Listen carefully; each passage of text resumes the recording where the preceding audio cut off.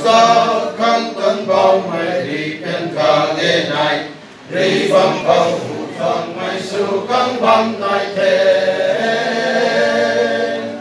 vô tăng tất vượt băng cầu băng cần đi cầu hay tình cầu cần đi hay điều là đi mây xuân thế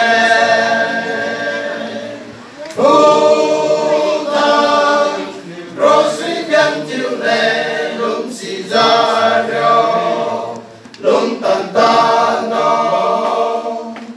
vô tăng rồi suy gắn chiều lệ bao tận lũng mô và là tiêu hô u việt thăng ngang ngô thông say tan rơi niềm ta sang dài lan khẳng chiêm mê kê niềm ta xiên mây cụ phần rơi niềm ngang đi bao mây linh căn bay mây nung ca hù nông tây mi sang đoàn ta ta ca niêu quay tăng căn thế u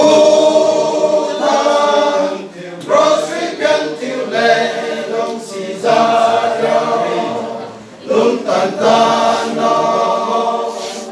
u thang rồi suy căn tiêu lệ bao ta lùm hô ta là tiêu hô u việt thăng ngang cô thông nếu đi cao na sang luận hay ta cụ đi cầu Giêsu ta giàu khổ sang khan na huay này khổ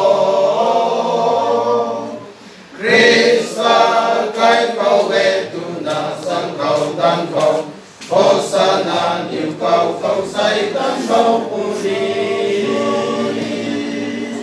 u thang rosy gan tiêu lệ lung xì ra rồi lung tàn tan nó u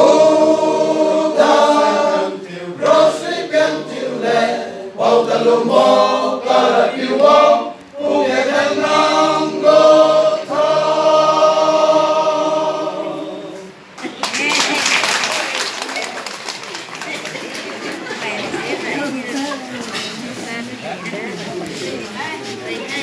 Ngày hết ngày.